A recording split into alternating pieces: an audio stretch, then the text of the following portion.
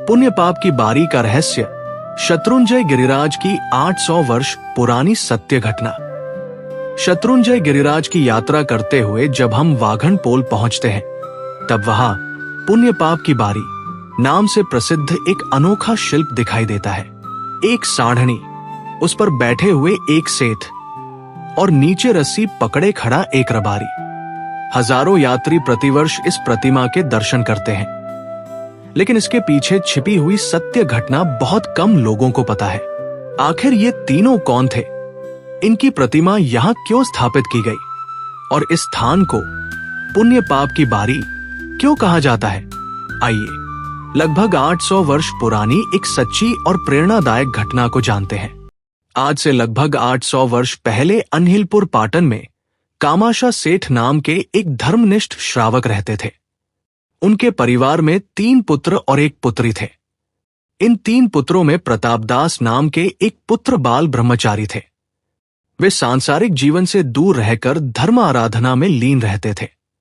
उन्हें श्री वासुपूज्य स्वामी भगवान के प्रति अत्यंत श्रद्धा थी, लेकिन उनके हृदय में सबसे विशेष स्थान था श्री शत्रुंजय गिरिराज का।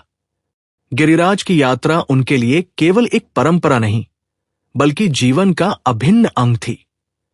प्रतापदास सेठ ने जीवन में एक अडिग नियम धारण किया था।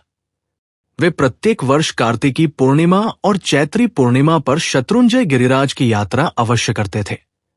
विशेष रूप से कार्तिक सुदी 13, 14 और पूर्णिमा के दिनों में वे चौविहार अट्ठम की आराधना करते हुए यात्रा करते थे। कार्तिक शुक्ल चतुर्दशी के दिन चौमासी प्रतिक्रमण पूर्ण करने के बाद वे पाटन से गिरिराज की ओर प्रस्थान करते। उनके साथ एक तेज गति से चलने वाली सांढनी और उसका रबारी हमेशा तैयार रहता। खारी वावड़ी गांव का ये रबारी वर्षों से उनकी यात्रा का साथी था।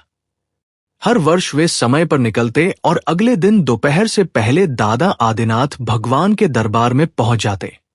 यह क्रम वर्षों तक बिना किसी रुकावट के चलता रहा। वीडियो आगे देखने से पहले हमारे YouTube चैनल जैन लाइब्रेरी को सब्सक्राइब जरूर कर लीजिए। रेगुलर अपडेट पाने के लिए हमारे WhatsApp ग्रुप से भी जरूर जुड़ जाए। एक वर्ष ऐसा आया जब पूरे चातुर्मास में वर्षा लगभग नहीं हुई। आसो और कार्तिक मास में ही गर्मियों जैसी तपती धूप पड़ने लगी। ऐसी परिस्थिति में चौविहार अट्ठम करना अत्यंत कठिन था।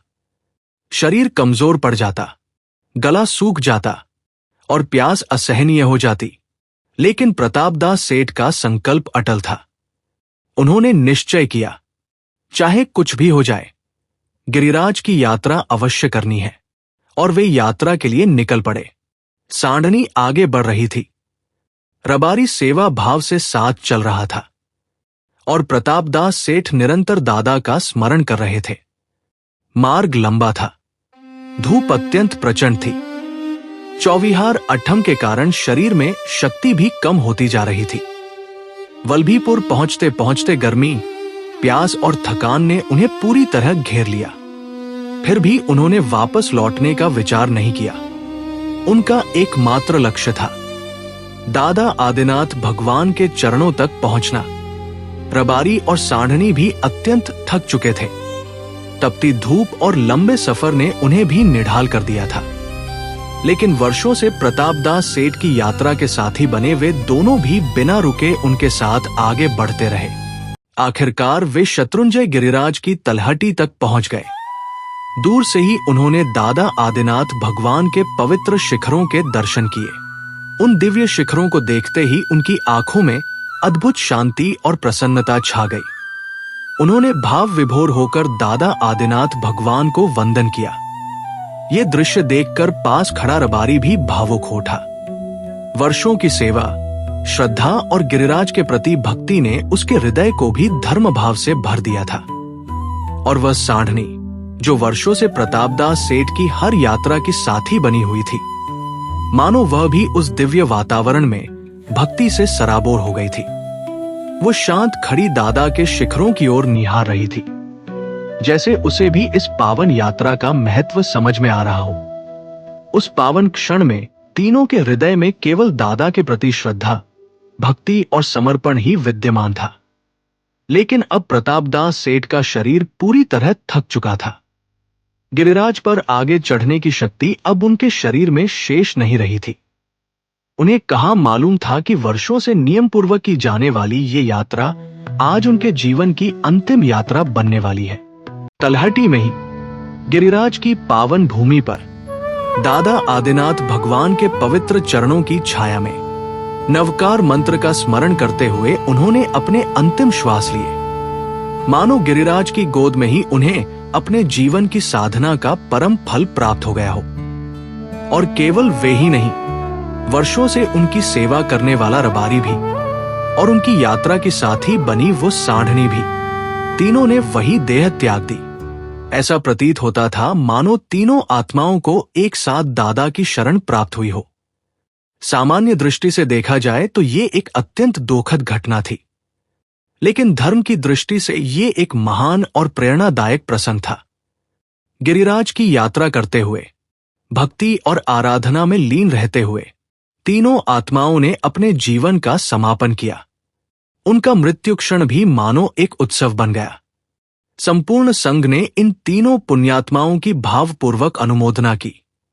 संघ चाहता था कि इन तीनों महान आत्माओं का स्मरण सदैव बना रहे, इसलिए एक विशेष स्मारक बनाया गया। सांढनी, उस पर बैठे प्रतापदास सेठ और नीचे रस्सी पकड़े खड़े रबारी की प्रतिमा स्थापित की गई। आज भी ये प्रतिमा वहां आने वाले यात्रियों को उस अद्भुत घटना की याद दिलाती है। अब प्रश्न उठता है कि इस स्थान को पुण्य पाप की बारी क्यों कहा जाता है? इसके पीछे एक गहरा आध्यात्मिक संदेश छिपा हुआ है। यदि कोई व्यक्ति मन, वचन और काया से शुभ भाव रखते हुए गिरिराज की यात्रा करता है, तो ये यात्रा उसके लिए पुण्य का द्वार बन जाती है। लेकिन यदि वही यात्रा अहंकार, क्रोध, ईर्ष्या या अशुभ भावों के साथ की जाए, तो वही यात्रा पाप का कारण भी बन सकती है। इसलिए इस स्थान को पुण्य पाप की बारी कहा गया। ये केवल एक प्रतिमा नहीं है, ये हर यात्री को अपने भावों की जांच करने का संदेश देती है। आज भी जब कोई यात्री शत्रुंजय गिरिराज पर स्थित पुण्य पाप की बारी के दर्शन करता है, तो उसे केवल एक सांढनी, एक सेठ और एक रबारी नहीं दिखाई देते, उसे दिखाई देती है अटूट श्रद्धा, अडिग नियम, निस्वार्थ सेवा और गिरिराज के प्रति अपार भक्ति। प्रतापदास सेठ, रबारी और सांढनी की ये सत्य घटना हमें सिखाती है कि गिरिराज की यात्रा में केवल पैरों से चलना महत्वपूर्ण नहीं है, बल्कि शुद्ध भावों के साथ चलना अधिक महत्वपूर्ण है। शुद्ध भावों से की गई यात्रा ही वास्तव में पुण्य की बारी बनती है। अगर आपको ये वीडियो पसंद आई हो तो वीडियो को लाइक करें, शेयर करें और हमारा चैनल जैन लाइब्रेरी को सब्सक्राइब जरूर करें, ताकि हम ऐसी अद्भुत और आध्यात्मिक जानकारियां आगे भी आपके लिए लाते रहें। जय जिनेंद्र।